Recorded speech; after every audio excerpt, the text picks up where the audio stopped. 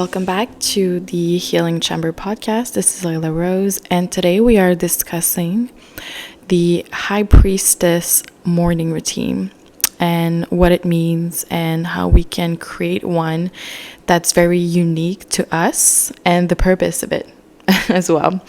So, if you identify as a very feminine woman who's really psychic, a lot of us are very in touch with the dream realm, the spiritual realm. And so what happens, and I feel like a lot of women are not teaching that enough, but what happens when we're so connected to the other realm, it might be difficult sometimes to adapt to society because society is bounded by time, space, and matter. It's very masculine. So grounding ourselves on a daily basis is very crucial to create balance between the masculine and feminine energies within. All right. So if you're attracted to my teachings, obviously you're very psychic, probably very feminine as well. So, tapping into your spiritual gifts is something that you probably do just naturally. And obviously working with the subconscious mind and the feminine and the moon is very powerful because that's how we create realities. That's how we create new realms. But at the same time, we also need a little bit of masculine energy. Not as much as people think, because, the subconscious mind controls 95% of our actions on a daily basis. So we only need 5% of masculine energy to fully anchor or projects, ventures, anything, or just, if you're a stay-at-home mom, anything, like you need a little bit of masculine energy and, financial knowledge to fully anchor yourself and feel sovereign and empowered in this reality. So one of the first thing that I do when I wake up in the morning, first of all, why do I identify as a high priestess? That's something that I've talked about a few times, but I'll just repeat it very quickly. My life path is 11 in numerology. 11 is the high priestess in tarot. It can also be justice, so karmic justice. This is why I identify as a high priestess, but you can identify as well for other reasons too. You can claim the title. You can claim the title of priestess as well. Obviously there's a whole ceremony protocol that's very sacred that goes into this. The way it happened for me was unconventional, surprise, surprise. But it happened during my dream time. When I was dreaming, I had an awakening back in 2020, and this is how it started. And I was brought to the mothership that's above the earth. That's something that I don't really discuss that much because I know it kind of sound, insane when you... Because it depends on who you're talking, but there's different levels of consciousness, and obviously not everybody can grasp this concept, right? This reality, because there's other dimensions than the 3D, but depending on our level of consciousness, it can be difficult to understand. So this is usually something that I don't really talk about that much.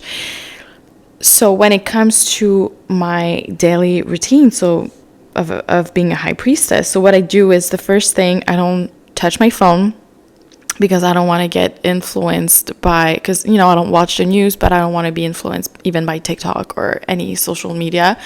Because I'm focused on creating my own reality. So what I do, I take my vitamins, drink some water, And then I work with the sun, right? Because the sun is the masculine aspect of us.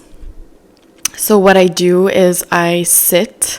So I live it's a penthouse with like a waterfront. So what I do is I sit either outside on my balcony or just like in front of the window, and I do like this gratitude exercise with the sun. So I look at the sun, or, not directly, but, I meditate with the sun, and I just imagine myself as if I'm like a flower. And I don't know, it's just like this exercise that I do. I just imagine that, I planted the seeds at night. So this is why, I work with darkness. But then the seeds also need water and the sun in order to grow. So this is how I imagine myself, like, and my manifestations, So I'm using the sun just for like that little push at the end, that little extra boost to make my manifestations come true. And it's been very life-changing to work with the sun as well, because obviously I work a lot with the darkness and the moon, and it's very powerful. But working with the sun as well, it's important to understand the balance, the yin and yang between the two of them. So I do that. And then depending on the day that we are during the week, every day is associated with a different planet. So let's say, today is Thursday, for example. So I work with Jupiter. So I put on the Jupiter frequency on YouTube. Pardon me. And then I just, thank Jupiter because usually the themes that are associated with Jupiter is masculine energy, of course, but mostly about, abundance and expansion and fortune. So I work with, I say thank you to Jupiter for these things in my life. And then what I do once I'm done with that, because that's like the feminine aspect of that morning routine, because I always serve, the feminine energy, Mother Earth. So what I do to get really grounded, I work with the root chakra, and I work with Lilith as well.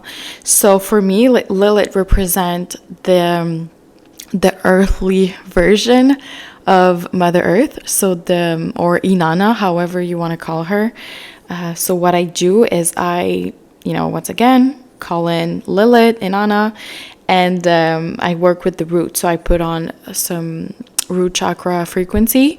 I work with the color red. I eat red fruits. I get grounded, basically. Sometimes I do breath work as well, but these very slow and relaxing type of breath. I don't do the kundalini thing in the morning. I know, it's just personally, that's just what works for me. And so what I do is I regulate my nervous system in the morning. And so, these are all the beautiful teachings of the masculine energy, because it's all about, self-discipline and consistency. And these things reflect our levels of self-love, because that's what it is, And so I do these practices. Usually I do it for at least, 30 days, 28 to 30 days. And then I kind of switch to something else for the next 30 days. But obviously you can do whatever works for you. But I love to change up a few things sometimes and see what works better for me in that particular season of my life. But getting grounded is something that's very essential, especially if you're a psychic or you identify yourself as a witch or healer, and all these practices are very feminine, but sometimes they can get a bit chaotic, because we're working with the energy of Mother Earth, and try to control the ocean like you can, right? So it's good to create new realms, to use this chaos magic, but it's also great to feel anchored and grounded. And because when we're calm, it's easier to make decisions and we have more clarity, and then we can start using the darkness or the feminine energy to create something out of that void. All right. So this whole ritual, by the way, is something that I call the Heaven and Earth ritual. And you can find it within the Dark Goddess Empire membership, which there is a 7-day free trial that you can, try for yourself and see if it's aligned with your beliefs and what you need at this moment. So let me know if you have any questions, and I'll see you tomorrow for our next episode.